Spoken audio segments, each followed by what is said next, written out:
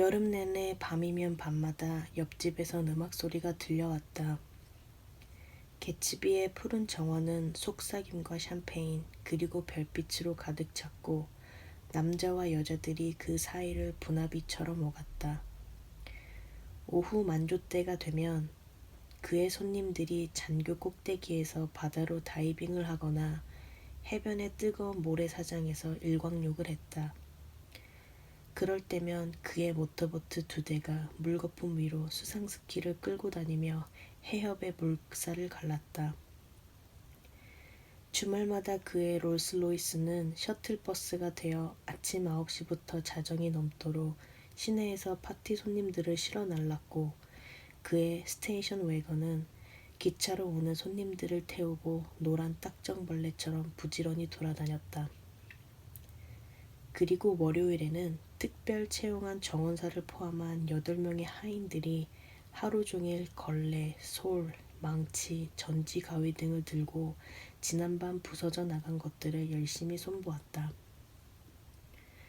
매주 금요일에는 뉴욕의 과일 가게에서 5상자의 오렌지와 레몬이 배달되었다. 월요일이 되면 알맹이 없는 반쪽짜리 껍질들만 뒷문 앞에 잔뜩 쌓여 피라미드를 이루었다. 주방에 있는 기계는 집사가 버튼을 200번만 누르면 30분 안에 200잔의 오렌지 주스를 뽑아냈다. 적어도 2주에 한 번은 파티를 준비하는 사람들이 몰려와 수백 피트에 달하는 천막과 색색까지 전구로 개츠비의 거대한 정원을 크리스마스 트리처럼 장식했다. 뷔페의 테이블에는 반짝이는 전체 요리와 양념구이 햄, 알록달록 색깔 맞춰 늘어놓은 샐러드, 돼지고기 페이스트리, 어두운 황금색으로 빛나는 칠면조 요리가 지천으로 차려져 있었다. 메인 홀의 반은 청동 레일로 꾸며져 있었고 진을 비롯한 각종 술로 가득했다. 리큐어는 워낙 오랫동안 잊혔던 술이어서 대부분의 젊은 여자 손님들은 제대로 구별해내기도 어려웠다. 7시가 되자 오케스트라가 도착했다. 그렇고 그런 5인조 편성이 아니라 오보에, 트럼본, 색소폰, 비올, 코넷, 피콜로, 큰 북, 작은 북까지 포함된 완벽한 구성이었다. 끝까지 해변에서 수영을 즐기던 사람들이 돌아와 위층에서 옷을 갈아입었다.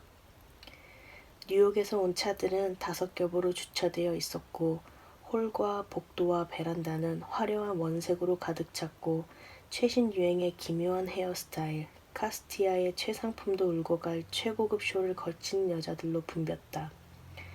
바는 흥청거렸고 칵테일 쟁반이 둥둥 떠 바깥 정원까지 전달되자 마침내 잡담과 농담 그리고 즉흥적인 풍자로 분위기는 최고조를 달했다.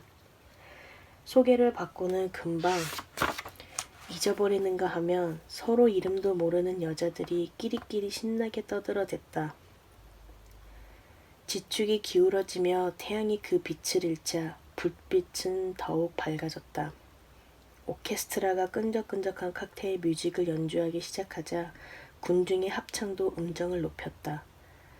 시간이 흐를수록 웃음은 점점 더 쉽사리 터져나왔고 멈출 줄을 몰랐다. 그룹들은 더욱 빨리 바뀌었고 새로운 손님들이 도착하면서 순식간에 흩어졌다 모이기를 반복했다. 여기저기 돌아다니는 자신만만한 여자들이 한 곳에 자리 잡은 사람들 사이를 비좁고 다녔다.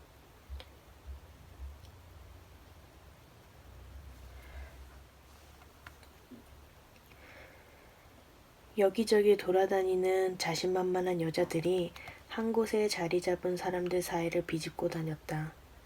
그들은 어느새 그룹의 중심이 되어 즐거움의 극치를 만끽하기도 하고 쉴 새 없이 반짝이는 불빛 아래 그 못지않게 다채롭게 변화하는 사람들의 표정과 목소리 사이를 승리감에 취해 미끄러지기도 한다. 찰랑거리는 오팔 드레스로 차려입은 집시들 중 한 명이 갑자기 팔을 뻗어 허공으로 전달되던 칵테일 잔을 낚아채더니 용기를 붙떠오려는 듯 단숨에 들이켜고 나서 팔을 프리스코처럼 움직이며 천막 무대 위에서 홀로 춤을 춘다. 모두 잠시 침묵하지만 오케스트라의 지휘자가 그녀의 춤에 맞춰 박자를 바꾸고 그녀가 폴리쇼에 등장하는 길다 그레이의 대역이라는 엉뚱한 이야기가 퍼지자 여기저기서 술렁대기 시작한다. 파티가 시작된 것이다. 개츠비의 집을 처음 방문한 날, 아마 나는 정식으로 초대받은 몇 안 되는 손님들 중 하나였을 것이다. 사람들은 초대받지 않고도 왔다. 그냥 롱아일랜드행 자동차를 타고 개츠비 집 앞에 내리면 된다. 거기서 일단 개츠비를 아는 누군가에 의해 소개되고 그 뒤엔 놀이공원에서처럼 행동하면 되는 것이다. 가끔 그들은 개츠비를 아예 만나지도 않고 돌아가기도 했는데 그런 단순함이 곧 초대장이나 다름없었다. 나는 정식으로 초대받았다. 개똥집 박이 알처럼 푸른색 제복을 입은 운전기사가 토요일 아침 형식을 갖춘 자기 주인의 초대장을 들고 우리 집 잔디밭을 가로질러 나타났던 것이다. 내용인즉 그날 저녁 그의 집에서 열리는 자그마한 파티에 왕림해 주신다면 그보다 더한 영광이 없겠다. 나를 이미 여러 번 보았고 또 오래전부터 방문하고 싶었으나 이런저런 사정으로 그러지 못했다는 것이다. 초대장의 끝에는 위험 있는 필치로 제이 개츠비라는 서명이 붙어 있었다. 나는 흰 플란넬 양복을 차려입고 7시가 조금 넘은 시각에 그의 잔디밭으로 건너가 낯선 사람들의 소용돌이 속에서 불편한 기분으로 서성거렸다. 간혹 통근 열차에서 본 듯한 얼굴이 전혀 없는 것은 아니었다. 무엇보다 몇몇 젊은 영국인들에게 눈길이 이끌렸다. 잘 차려입었지만 어딘가 굶주린 듯한 표정이었고 견실하고 부유해 배는 미국인들과 낮고 진지한 목소리로 이야기를 나누고 있었다. 아마도 그들은 뭔가를 팔고 있었을 것이다. 채권 혹은 보험 또는 자동차였으리라. 최소한 그들은 주위에 눈먼 돈을 넘쳐나고 있다는 것쯤은 분명히 알고 있었고 게다가 말만 잘하면 그 돈이 자기 수중으로 떨어지리라 확신하고 있었다. 파티장에 들어서자마자 나는 주인을 찾으려 했다. 한두 사람 붙잡고 그의 소재를 물었지만 놀란 얼굴로 나를 보면서 그의 소재에 대해 아는 바가 없다고 하도 격렬하게 부인을 하기에 하는 수 없이 칵테일 테이블 쪽으로 슬금슬금 자리를 옮겨갈 수밖에 없었는데 그곳은 외톨이가 혼자임을 들키거나 할 일 없어 보이지도 않으면서 얼쩡거릴 수 있는 유일한 장소였다. 한 잔 마시고 확 취해서 어색함을 날려버리려던 참에 조던 베이커가 나타났다. 그녀는 저택에서 나와 대리석 계단 꼭대기에 서서 몸을 약간 뒤로 젖힌 채 경멸과 흥미가 뒤섞인 눈초리로 정원을 내려다보고 있었다. 환영을 받든 아니든 지나가던 사람한테 말 한마디라도 건네려면 일단 누군가와 함께 있어야 한다는 생각이 들었다. 안녕하세요. 나는 그녀 쪽으로 다가가면서 외쳤다. 정원을 가로지르는 부자연스러울 정도로 큰 목소리로. 역시 계실지도 모른다고 생각했어요. 그녀가 멍한 얼굴로 대꾸했다. 옆집 사신다 그러셨잖아요. 그녀는 마치 지금부터는 나를 살뜰하게 돌봐주겠노라 약속이라도 하는 듯 불쑥 내 손을 잡고 노란색 드레스를 입고 계단의 발치에 서 있는 두 여자의 말에 귀를 기울였다. 안녕하세요. 두 여자가 동시에 소리쳤다. 이기지 못하셨다니 유감이에요. 골프 토너먼트를 두고 하는 얘기였다. 그녀는 일주일 전에 결승전에서 패했던 것이다. 우리가 누군지 모르시죠? 노란 드레스를 입은 두 여자 중 하나가 말했다. 한 달 전쯤에 여기서 배웠었었는데 그 뒤로 머리를 염색하셨네요. 조던이 대꾸하는 순간 나는 움직이기 시작했고 두 여자도 아무 생각 없이 따라서 발걸음을 옮겼기 때문에 조던의 말은 바구니에서 꺼내 차려내기가 무섭게 사라져버리는 뷔페 요리처럼 너무 일찍 떠오른 달덩이를 향해 그냥 날아가 버렸다. 나는 금빛으로 그을린 날씬한 팔을 내 팔에 걸친 조던과 함께 계단을 내려가 정원 주위를 산책했다. 칵테일 쟁반이 황혼을 가로질러 우리에게 전달되었고 우리는 노란 드레스를 입은 그 두 여자와 세 명의 남자와 함께 테이블 자리에 잡았다. 세 남자의 성은 같았는데 모두 먼불이었다. 이런 파티 자주 와요? 조던이 옆자리를 앉은 여자에게 물었다. 그때 당신 만났을 때가 마지막이었어요. 그녀는 경쾌하고 자신 있는 목소리로 대답했다. 그녀는 친구 쪽으로 고개를 돌렸다. 그렇지 않니, 루실? 루실도 그렇다고 했다. 나는 이런 데 오는 거 좋아해요. 루실이 말했다. 행동에 신경 안 써도 되니까 언제나 기분이 좋아요. 지난번에 여기서 의자에 가운이 걸려 찢어졌었는데 그분이 내 이름하고 주소를 묻더니 일주일로 안 돼서 소포를 보내셨어요.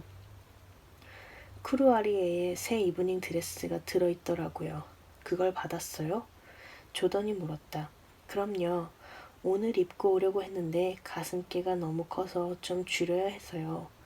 보라색 구슬이 달린 연푸른색 드레스예요. 265달러짜리. 그렇게까지 좀 웃기지 않아요? 또 다른 여자가 신나게 말했다. 그 사람은 누구와도 틀어지고 싶지 않은 거라고요. 근데 누가 그렇다는 거죠? 내가 물었다. 개츠비죠. 어떤 사람이 그러는데 두 여자와 조던은 허물없이 가까이 다가앉았다. 누가 그러는데 그 사람 살인 혐의를 받고 있다더군요. 전율이 우리 모두를 스쳐 지나갔다. 세 명의 먼불도 몸을 앞으로 기울이고 열심히 들었다. 그랬을 것 같지는 않은데 루실은 회의적이었다. 그보다는 전쟁 때 독일 스파이였다는 말에 더 그럴듯해. 세 남자 중 하나가 확신에 차서 고개를 끄덕였다. 그 사람하고 독일에서 같이 자라서 서로 모르는 게 없는 사람한테 들었습니다. 그는 단정적으로 말했다. 아니에요. 첫 번째 여자가 말했다. 그럴 리는 없어요. 왜냐하면 그 사람은 전쟁 중에 미군이었거든요. 우리가 다시 자기 말을 믿으려 한다고 생각한 그녀는 신이 나서 몸을 앞으로 숙이며 말했다. 아무도 자기를 보지 않고 있다고 생각하는 순간에 개츠비를 한번 보시라고요. 사람 하나쯤은 너꾼이 죽이고도 남았을 사람이에요. 그녀는 눈살을 찌푸리며 몸서리를 쳤다. 루실도 몸서리를 쳤다. 우리는 모두 몸을 돌려 개츠비를 찾았다. 쑥덕거릴 만한 것도 별로 없는 사람들조차 개츠비에 대해서는 열심히 수군댄다는 것. 이것이야말로 개츠비가 세상 사람들에게 낭만적 추측을 불러 일으키고 있다는 증거였다. 첫 번째 저녁 식사. 자정이 지나면 또 한 번의 식사가 나올 예정이었다. 가 제공되고 있었고 조던은 정원의 다른 쪽 테이블에 자리 잡은 자기 일행과 함께 하자고 나를 불렀다. 결혼한 커플이 셋 있었고 조던을 에스코트하겠다고 따라온 남자가 하나 있었는데 짓궂은 풍자가 입에 붙은 고집 센 대학생으로 조던이 조만간 어떤 식으로든 자기에게 굴복하리라 믿고 있는 듯 보였다. 이들은 여기저기 어슬렁거리는 대신 자기들만의 고귀한 동질성을 유지하면서 이 동네의 우아한 품격을 대표하는 역할을 떠맡고 있었다. 이스트 에그 사람들은 웨스트 에그 사람들에게 짐짓 겸손한 듯 굴면서도 그들의 휘양한 쾌락에는 조심스럽게 거리를 두고 있었다. 밖으로 나가요. 조던이 속삭였다. 쓸데없이 30분을 민기적거리고 난 후였다. 너무 근엄한 자리네요. 우리는 자리에서 일어났다. 조던은 대학생에게 이 집의 주인을 만나러 간다고 말했다. 그러면서 내가 개츠비를 한 번도 만난 적이 없기 때문이라는 말을 덧붙였는데 그 말에 마음이 편하지는 않았다. 대학생은 고개를 끄덕였다. 냉소적이면서도 침울해 보이는 태도로 제일 먼저 살펴본 바는 사람들로 붐비고 있었지만 개츠비는 없었다. 층계 위에도 베란다에도 그는 없었다. 어쩌다가 우리는 그럴듯하게 장식된 문을 열고 천장이 높은 고딕 양식 서재로 걸어 들어가게 되었다. 영국산 참나무를 두른 서재는 해외의 무슨 유적을 통째로 옮겨 놓은 듯했다. 커다란 올빼미 안경을 쓴 덩치 큰 중년 남자가 술에 취한 듯 널찍한 테이블 모서리 위에 앉아 불안정한 눈빛으로 책꽂이들을 노려보고 있었다. 우리가 들어가자 그는 몸이 휙 돌리더니 조던을 머리부터 발끝까지 훑어보았다. 어떻게 생각하시오? 그는 갑자기 물었다. 뭐 말씀이세요? 그가 서가를 향해 손을 흔들어 댔다. 저것들 말이요. 사실 확인해보고 자시고 할 필요도 없어요. 내가 벌써 다 했으니까. 저것들은 다 진짜요. 저 책들 말씀하세요? 그가 고개를 끄덕였다. 완벽한 진짜요. 책장도 있을 거고 있을 건 다 있어요. 난 혹시 마본지로 만든 가짜가 아닐까 생각했거든. 그런데 저것들은 완벽한 진짜입니다. 책장도 있고 여기 한번 보시오. 우리의 의심을 당연하게 여긴 그가 서가로 달려가 스토다드 강연 제1권을 가지고 돌아왔다. 자 보시오. 그가 의기양양하게 소리쳤다. 이건 진짜 책이오. 내가 잘못 생각했던 거요. 이 집 주인은 거의 벨라스코급이라고. 정말 대단해. 이렇게 완벽할 수가. 놀라운 리얼리즘입니다. 어디쯤이 적정선인지까지도 알고 있어요. 붙어있는 책장들을 칼로 자르지도 않았다니까요. 아, 근데 뭘 찾으세요? 왜 여기 들어오신 거예요? 그는 내 손에서 책을 낚아채더니 하나라도 빠지면 서가 전체가 무너질지도 모른다고 투덜거리며 급히 서가의 책을 도로 꽂아 놓았다. 여기 어떻게들 온 거예요? 그가 따져 물었다. 혹시 그냥들 온 거요? 나는 누구 따라왔는데 다들 그렇게도 오던데. 조던은 아무 대답도 하지 않고 그를 바라보았다. 재미있다는 듯 그러나 경계심을 늦추지는 않은 채. 나는 루스벨트라는 여자하고 왔어요. 그는 계속 떠들어댔다. 클로드 루스벨트, 그 여자 압니까? 어젯밤 어디서 만났더라. 하여간 나는 일주일 내내 취해 있었습니다. 서재에 오면 좀 깨지 않을까 생각했었는데. 그래, 좀 깨던가요? 조금 그런 것 같기도 하고 아직 잘 모르겠어요. 여기 온 지 1시간밖에 안 됐으니까. 내가 저 책들 얘기했던가요? 저것들은 진짜요. 저건. 벌써 말씀하셨어요. 우리는 정중하게 악수를 한 후 다시 밖으로 나왔다. 정원의 천막에선 춤판이 벌어져 있었다. 늙은이들은 끝없이 원을 그리며 젊은 여자들을 무례하게 뒤로 밀어내고 있었고 춤 꽤나 추는 커플들은 구석에서 우아하게 서로 껴안은 채 몸을 비비 꼬고 있었다. 그리고 수많은 여자들이 홀로 춤을 추거나 오케스트라의 멤버 중 벤조나 타악기를 연주하는 주자들을 따로 끄집어내어 놀았다. 자정이 되자 더욱 흥이 올랐다. 유명한 테너 가수가 이탈리아 가곡을 불렀고 악명 높은 콘트랄로 가수는 재즈를 노래했다. 곡과 곡 사이 희희낙낙 공허한 폭소가 여름 하늘로 솟아오르는 사이 사람들은 정원 곳곳에서 묘기를 부렸다. 무대에 오른 쌍둥이들은 알고 보니 노란 드레스를 입고 있던 그 아가씨들이었다. 무대 의상을 입고 애들 신용을 하고 있었다. 핑거볼보다 더 큰 잔에 담긴 샴페인이 돌았다. 달은 더 높이 떠올랐다.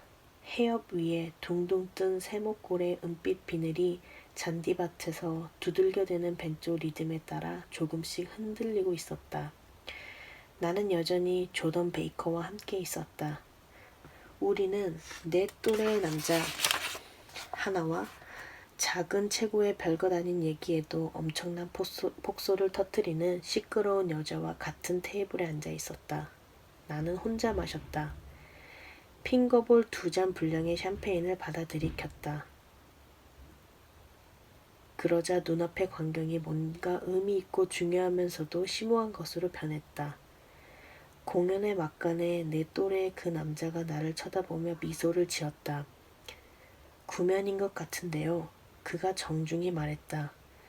혹시 전쟁 때 3사단에서 근무하지 않으셨나요? 아, 네. 저는 제9기관 총대대에 있었습니다. 저는 1918년 6월까지 제7보병연대에 있었거든요. 어쩐지 전에 어디선가 뵌 분 같았습니다. 나는 여전히 조던 베이커와 함께 있었다. 우리는 내 또래의 남자 하나와 작은 체구의 별것 아닌 얘기에도 엄청난 폭소를 터뜨리는 시끄러운 여자와 같은 테이블에 앉아 있었다. 나는 혼자 마셨다. 핑거볼 2잔 분량의 샴페인을 받아들이켰다. 그러자 눈앞의 광경이 뭔가 의미 있고 중요하면서도 심오한 것으로 변했다. 공연의 막간에 내 또래의 그 남자가 나를 쳐다보며 미소를 지었다. 구면인 것 같은데요. 그가 정중히 말했다. 혹시 전쟁 때 3사단에서 근무하지 않으셨나요? 아, 네. 저는 제9기관 총대대에 있었습니다. 저는 1918년 6월까지 제7보병연대에 있었거든요. 어쩐지 전에 어디선가 뵌 분 같았습니다. 우리는 잠시 프랑스의 축축하고 칙칙한 작은 마을들에 대해 이야기했다. 다음날 아침 새로 산 수상 비행기를 타볼 생각이라는 얘기로 미루어 볼 때 이 근처에 사는 사람이 틀림없었다. 어이 친구, 언제 한번 같이 안 타볼래? 저기 해협 쪽 바닷가에서 말이야. 언제? 언제든 그쪽 좋을 때. 막 그의 이름을 물으려는 찰나 조던이 주위를 둘러보며 미소를 지었다. 기분 좋아 보이네요. 그녀가 물었다. 좀 나아졌어요. 나는 다시 새 친구 쪽으로 고개를 돌렸다. 이런 자리는 영 편치 않네. 아직 여기 주인도 못 만나봤다니까. 난 바로 요 옆에 살고 있는데. 나는 손을 들어 잘 보이지 않는 울타리를 가리켰다. 개츠비라는 사람이 운전자를 시켜 초대장을 보내왔더라고. 그는 이해가 안 된다는 듯 한동안 나를 바라보았다. 내가 개츠비야. 그가 불쑥 말했다. 뭐? 나는 소리를 질렀다. 아, 이런 미안. 알고 있는 줄 알았는데 다 내가 주인 노릇을 잘못한 탓이지. 그가 사려 깊은 미소를 지었다. 아니, 사려 깊다는 것 이상의 의미가 담긴 미소였다. 그것은 변치 않을 확신이 담긴 일생에 4~5번쯤밖에 마주치지 못한 특별한 성질의 것이었다. 잠깐 전 우주를 직면한 뒤 이제는 불가항력적으로 편애하지 않을 수 없는 당신에게 집중하고 있노라는 그런 미소였다. 당신이 이해받고 싶은 바로 그만큼을 이해하고 있고 당신이 스스로에 대해 갖고 있는 믿음만큼 당신을 믿고 있으며 당신이 전달하고 싶어하는 호의적 인상의 최대치를 분명히 전달받았노라 확실시켜주는 미소였다. 그리고 바로 그 순간 그 미소는 홀연 사라져버렸다. 내 앞에서는 그저 31~2살 먹은 젊고 잘 차려입은 덩치가 있을 뿐이었다. 지나치게 공들여 격식을 차린 그의 말투는 우스꽝스러움을 간신히 면할 정도였다. 자기소개를 하기 전 얼마 동안 그가 조심스럽게 말을 고르고 있다는 인상을 강하게 받았다. 개츠비가 정체를 밝힌 직후 집사가 달려와 시카고에서 전화가 와 있다고 전했다. 그는 고개를 살짝 숙여가며 우리 모두에게 차례차례 실례하겠다고 말했다. 어이 친구, 필요한 거 있으면 뭐든지 말해. 그는 내게 말했다. 미안, 곧 돌아올게. 그가 가버린 후 나는 바로 조던에게 몸을 돌렸다. 내가 얼마나 놀랐는지 보여줘야 한다는 생각이 들어서였다. 나는 개츠비가 혈색 좋고 뚱뚱한 중년일 거라고 생각하고 있었다. 저 사람 도대체 뭐예요? 나는 물었다. 좀 아세요? 그냥 개츠비죠. 내 말은 어디 출신이냐고요. 그리고 도대체 뭘 하는 사람이죠? 당신도 드디어 이 문제에 끼어드는군요. 그녀는 희미하게 미소 지었다. 글쎄요, 자기 말로는 옥스퍼드 나왔다고 하더군요. 드디어 모습을 드러내려던 개츠비의 희미한 과거는 그녀의 그 다음 말 때문에 다시 사라져버렸다. 난 안 믿어요. 왜요? 모르겠어요. 그녀는 단언했다. 어쩐지 거기 다녔을 것 같지가 않아요. 그녀의 말투는 어쩐지 그 사람 살인범 같지 않아요? 라고 말했던 다른 여자의 그것과 비슷했다. 그리고 바로 그 점이 내 흥미를 자극하기 시작했다. 만일 개츠비가 루이지애나 주의 습지 출신이거나 뉴욕의 이스트사이드 아래쪽에서 왔다고 했다면 나는 아무 의심 없이 믿었을 것이다. 그 정도면 이해해 줄 만하다. 그렇지만 내 일천한 경험에 비추어 보더라도 어디서 왔는지도 모르는 젊은이가 롱아일랜드 해협의 궁궐 같은 저택을 사들인다는 것은 있을 수 없는 일이었다. 어쨌든 파티는 끝내주잖아요. 도시인답게 딱딱한 얘기는 질색이라는 듯 조던은 화제를 돌렸다. 나는 이런 큰 파티들이 좋아요. 아늑한 데가 있잖아요. 작은 파티는 도무지 프라이버시라는 게 없어요. 베이스드럼이 꽝 하고 울리더니 오케스트라 지휘자의 목소리가 정원의 메아리 위로 울려 퍼졌다. 신사숙녀 여러분, 그가 외쳤다. 개츠비 씨의 요청에 따라 블라디토스토프의 최신작을 연주하겠습니다. 이 작품은 지난 5월 카네기 홀에서 공연되어 엄청난 호평을 받은 바 있습니다. 신문을 보신 분이라면 얼마나 대단한 센세이션이었는지 이미 알고 계시리라 생각합니다. 그는 쾌활하게 미소를 지으며 덧붙였다. 실로 엄청난 센세이션이었지요. 그러자 모두가 웃음을 터뜨렸다. 이 작품의 제목은 그는 힘차게 결론 지었다. 블라디미르 토스토프의 세계 재즈사입니다. 토스토프의 음악은 귀에 잘 들어오지 않았다. 내가 개츠비를 바라보고 있었기 때문이다. 그는 대리석 계단에 홀로 서서 흐뭇한 시선으로 청중을 굽어보고 있었다. 그을린 살갗은 보기 좋게 팽팽했고 짧게 올려진 머리 모양은 매일 다듬는지 단정했다. 그에게서 어떤 사악함을 발견하기는 어려웠다. 술을 안 마신다는 점 말고는 손님들과 다른 점이 거의 없는 것 같았다. 그래서일까? 좌중에 흥이 더해갈수록 그는 더욱 단정해 보였다.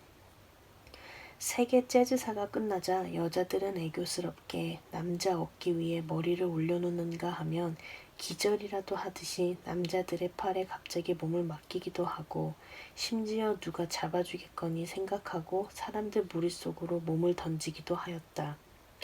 그러나 개츠비한테는 그 누구도 그러지 않았고 프랑스식 단발머리 여자들 중 누구도 개츠비의 어깨에 손을 대지 않았고 또한 노래하는 무리들 중 그 누구도 개츠비와 함께 노래하지 않았다.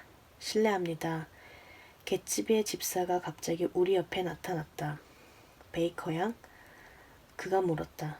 죄송합니다만 개츠비께서 조용히 좀 뵙고 싶어 하십니다. 저를요? 그녀가 놀라서 소리쳤다. 네. 그녀는 천천히 일어났다. 놀라움의 표시로 나를 향해 눈썹을 치켜 올리면서 집사를 따라 저택 쪽으로 걸어갔다. 나는 이브닝 드레스를 입은 그녀의 뒷모습을 바라보았다. 그녀가 입으면 뭘 입어도 꼭 운동복 같았다. 그녀는 청명한 아침 처음 골프장에 나가는 사람처럼 경쾌하게 움직였다. 나는 혼자 남았다. 시간은 벌써 2시가 다 되어가고 있었다. 테라스 위 창을 많이 낸 길쭉한 방에서는 수상쩍은 소리가 흘러나왔다. 조던을 에스코트하겠다며 따라온 대학생은 코러스걸 2명과 음담 패설을 하면서 나보고도 함께 끼어달라고 애원하고 있었다. 나는 그 친구를 피해 저택 안으로 들어갔다. 큰 방은 사람들로 가득 차 있었다. 노란 드레스를 입은 여자들 중 하나가 피아노를 연주하고 있었고 곁에선 유명 코러스 출신의 키가 큰 붉은 머리 아가씨가 노래를 부르고 있었다. 그녀는 샴페인을 퍼마시고 취해 있었다. 노래를 부르면서 세상 만사가 슬프고 또 슬프다고 결론을 내린 모양이었다. 그녀는 흐느끼며 노래하고 있었다. 노래가 잠시 멈출 때마다 숨을 헐떡이며 울음을 삼키고는 다시 불안정한 소프라노로 노래를 계속했다. 그녀의 뺨에 따라 눈물이 흐르고 있었다. 주르륵은 아니었고 엄청나게 떡칠한 잉크빛 속눈썹을 지나 검은 실개천처럼 천천히 아마 얼굴에 그려진 악보에 따라 노래하는 모양이라고 누군가 농담을 하자 그녀는 손을 번쩍 들어 올리며 의자에 몸을 파묻은 뒤 깊은 잠에 빠져들었다. 자기가 남편이라고 주장하는 남자하고 싸운 모양이에요. 내 곁에 한 여자가 말해주었다.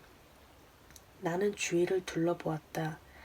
남아있는 여자들 대부분은 남편임을 주장하는 남자들과 싸우고 있는 중이었다. 조던과 함께 이스트에그에서 온 두 부부조차 싸움 끝에 서로 떨어져 있었다. 남자 중 하나가 젊은 여배우와 호기심에 찬 대화를 나누는 사이 그의 아내는 품위 있게 무관심을 가장하며 웃어넘기려다가 돌연 평정을 잃고 측면 공격을 감행했다. 말이 끊어진 틈을 타 갑자기 나타난 그녀는 최대한 분노를 억누르며 남편의 귓전에 안 그러기로 했잖아 하고 소리쳤다. 집에 가기 싫어하는 것은 노느라 정신이 팔린 남자들 뿐만이 아니었다. 홀은 유감스럽게도 술에 취하지 않은 두 남자와 그들의 열받은 아내들이 차지하고 있었다. 여자들은 격앙된 어조로 서로를 위로하고 있었다. 우리 그이는 내가 재밌게 노는 꼴을 못 봐. 좀 흥이 난다 싶으면 집에 가자고 보챈다니까. 그렇게 이기적인 사람은 보다 처음이네요. 아마 우리처럼 집에 빨리 가는 사람은 없을 거예요. 우리도 마찬가지예요. 글쎄, 오늘은 우리가 마지막 손님 같은데? 남편 중 하나가 뇌까렸다. 밴드도 벌써 30분 전에 가버렸다고. 자기 남편들이 도무지 믿을 수 없을 정도로 못돼 먹었다는 데에는 의견이 일치했지만 결국 언쟁은 마무리되었고 마침내 두 여자도 발버둥치며 어둠 속으로 끌려나가고 말았다. 홀에서 내 모자를 갖다 주기를 기다리고 있는 사이 서재의 문이 열리면서 조던 베이커와 개츠비가 함께 걸어 나왔다. 개츠비는 그녀에게 몇 마디 더 전하려던 참이었지만 몇몇 사람이 그에게 작별 인사를 하러 다가오자 그의 태도 속에 숨어있던 어떤 열이 있는 모습을 감추고 딱딱한 격식만 남았다. 조던의 일행이 현관에서 그녀를 재촉하고 있었지만 그녀는 악수를 하느라 잠시 머뭇거렸다. 놀라운 얘기를 들었어요. 그녀가 속삭였다. 내가 저기 얼마나 들어있었나요? 왜요? 아마 1시간쯤? 정말 놀라운 얘기예요. 그녀가 멍한 표정으로 다시 한번 말했다. 하지만 아무한테도 말하지 않기로 약속했으니 어쩔 수가 없네요. 그녀는 내 얼굴을 향해 우아하게 하품을 했다. 연락 좀 주세요. 전화번호부. 시고니 하워드 부인 이름을 찾아보세요. 우리 이모세요. 그녀는 이렇게 말하면서 서둘러 걸어 나갔다.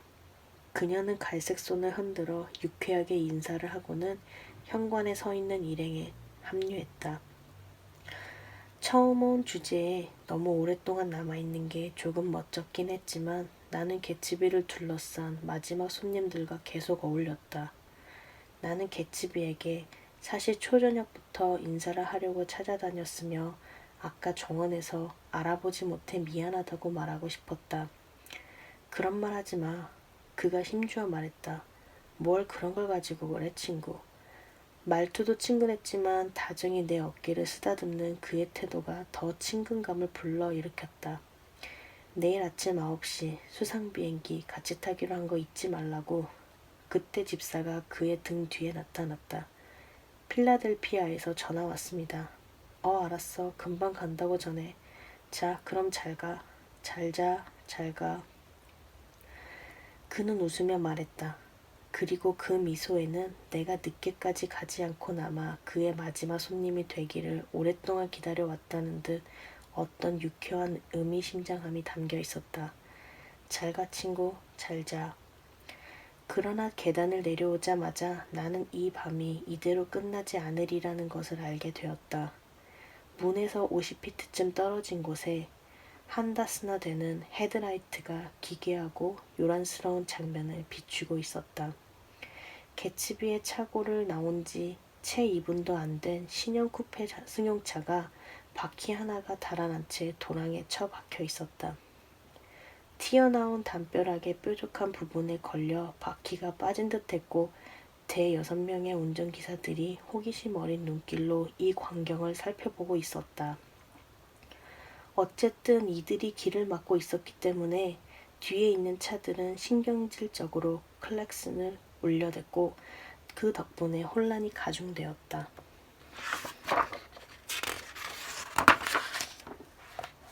얇은 먼지막이 외투를 입은 남자가 망가진 차에서 내려 길 한가운데 선 채 차와 타이어와 구경꾼들을 유쾌하면서도 당혹스러운 표정으로 쳐다보았다. 보라고요. 그가 설명했다. 차가 도랑에 빠졌네요. 그 사실이 꽤나 놀라웠던 모양이었다. 별걸 가지고 다 놀라는군 하는 생각으로 보고 있노라니 아는 얼굴이었다. 아까 개츠비의 서재에 있던 사람이었다. 어떻게 된 겁니까? 그가 어깨를 으쓱했다. 난 기계에 대해선 완전 깡통입니다. 그는 단호하게 말했다. 어쩌다 이렇게 된 겁니까? 벽을 들이받은 건가요?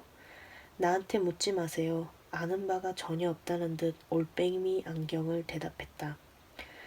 난 운전은 거의 초보나 다름없다고요. 아니, 사실 전혀 모른다고 할 수 있지요. 그냥 이렇게 된 거예요. 그게 내가 아는 전부라고요. 운전도 할 줄 모른다면서 왜 한밤중에 차를 모세요? 운전하려던 게 아닙니다. 그는 버럭 화를 냈다. 운전하려던 게 아니라니까요. 구경꾼들은 겁을 먹고 입을 다물었다. 그럼 자살하려던 거요? 바퀴 하나가 나간 걸로 끝난 게 다행인 줄 아시오. 운전도 못하는 양반이 뭐 운전하려던 게 아니라고? 이해를 못하시는구만. 범인이 해명했다. 내가 운전한 게 아닙니다. 차 안에 누가 더 있어요. 이 말에 모두 놀랐다. 아. 소리와 함께 쿠페의 문이 천천히 열렸다. 군중. 이제는 정말 군중이라 불러도 좋을 정도였다. 자기도 모르게 뒤로 물러섰고 자동차 문이 활짝 열리자 유령이라도 본 듯 조용해졌다. 그러자 아주 천천히 창백한 표정으로 비틀거리며 누군가가 부서진 차에서 잘 맞지도 않는 커다란 댄스 슈즈를 신은 채 천천히 땅에 발을 디뎠다. 헤드라이트 불빛 때문에 잘 보이지도 않고 클렉슨 소리 때문에 얼이 빠져버린 이 헛개비는 외투 입은 남자를 알아보기 전까지 비틀거리며 그대로 서 있었다. 무슨 일이야? 그가 조용히 물었다. 기름 떨어진 거야? 보라고. 6개의 손가락에 빠진 바퀴를 가리켰다. 그는 잠시 그것을 응시하다가 혹시 하늘에서 떨어진 게 아닌가 의심을 하는 듯 하늘을 쳐다보았다. 바퀴가 빠졌어요. 누군가 알려주었다. 그는 고개를 끄덕였다. 차가 서버 어린 줄도 몰랐네. 잠시 침묵. 이어 그가 긴 한숨을 푹 쉬더니 두 어깨를 펴고 결연한 목소리로 말했다. 주유소 어디 있는지 누구 아는 사람. 거의 한다스는 되는 사람들이 그 중에는 차에서 기어 나온 그 헛개비보다 나을 게 없는 사람도 있었지만 그에게 바퀴가 차에 더 이상 붙어있지 않다고 말해주었다. 끌어냅시다. 그가 제안했다. 끌어올려보자고. 바퀴가 빠졌다니까? 그는 잠시 멈칫거리다가 대꾸했다. 해봐서 나쁠 거 없잖아요. 빵빵대는 클렉슨 소리는 크레센도로 커져만 가고 나는 몸을 돌려 잔디밭을 가로질러 집으로 향했다. 나는 뒤를 희끗 돌아다 보았다. 웨이퍼 과자 같은 달이 개츠비 저택을 비추고 있었다. 달빛은 아직 환한 개츠빈의 정원의 소름과 웃음소리보다 더 오래 살아남아 밤을 밝히고 있었다. 갑자기 창문과 커다란 문으로부터 공허함이 넘쳐나 포치에 선 채 정중히 손을 흔들며 인사하는 집주인의 실루엣, 완벽한 고독을 더했다. 지금까지 쓴 것을 읽어보니 몇 주 간격을 두고 일어난 그 사흘 동안의 일들에 내가 완전히 빠져 있었다는 인상을 풍긴다. 그러나 사실 그때까지만 해도 그 일들은 소란한 여름날에 벌어질 법한 가벼운 사건들에 불과해 보였고 그 후로 한참의 시간이 흐를 때까지도 그 사건들은 내 개인적 관심사에 밀려나 있었다. 대부분의 시간은 일하며 보냈다. 이른 아침 태양이 내 그림자를 서쪽으로 들이울 때면 나는 서둘러 뉴욕 프로비티 신탁회사를 향해 맨해튼 남쪽의 휜 건물들 사이를 뛰어내려갔다. 나는 직원들과 증권 판매인과의 격이 없이 지냈고 어둡고 혼잡한 식당에서 함께 점심을 먹었다. 돼지고기로 만든 소세지와 으깬 감자 그리고 커피였다. 저지시티에 사는 격리부서에서 일하는 여자와 잠깐 연애를 하기도 했는데 나중에 그 여자 오빠가 자꾸만 나를 못마땅한 눈으로 흘겨보더니만 7월에 훌쩍 휴가를 떠난다기에 나는 그냥 그렇게 조용히 흘러가 버리도록 내버려 두었다. 나는 주로 예일 클럽에서 저녁을 먹었다. 여러 가지 이유로 나로서는 하루 중 가장 우울한 순간이었다. 그 위에 있는 도서실에 올라가 투자니 증권인이 하는 것들을 공부하며 나름 성실한 시간을 보냈다. 시끄러운 녀석들도 몇 있었지만 그것들은 여관에서 도서실까지 올라오지 않았고 그래서 공부하기는 딱 좋은 곳이었다. 그런 후에 날씨가 괜찮으면 달콤한 밤 공기를 음미하며 메디슨 애비뉴를 따라 머리힐 호텔을 지나 33번가 넘어 펜실베니아 역까지 걸어가곤 했다. 나는 뉴욕이라는 도시, 밤이면 역동적이고 모험적인 분위기로 충만한 남자와 여자, 자동차들이 쉴 새 없이 몰려들며 눈을 어지럽히는 이 도시를 사랑하기 시작했다. 나는 5번가를 걸어 올라가 군중 속에서 신비로운 여자 하나를 찾아내 아무도 모르게 그 누구의 제지도 받지 않고 그 여자의 삶으로 들어가는 나만의 공상을 즐겼다. 상상 속에서 나는 그녀들의 집까지 뒤쫓아가고 그러면 그녀들은 어두운 거리 모퉁이에서 몸을 돌려 나를 향해 미소를 짓고는 문을 열고 따뜻한 어둠 속으로 몸을 감추는 것이었다. 대도시의 찬란한 어스름 속에서 나는 간혹 저주받은 외로움을 느끼고 그것을 타인들, 해질 무렵 거리를 서성이며 혼자 식사할 수 있는 시간이 오기를 기다리는 그러면서 자기 인생의 가장 쓰라린 한순간을 그대로 낭비하고 있는 젊은 가난한 점원들에게서도 발견하였던 것이다. 다시 8시 40번가 언저리의 어두운 골목의 극장들로 향하는 택시가 5겹으로 늘어선 것을 볼 때면 내 마음은 더 깊숙한 곳으로 가라앉는다.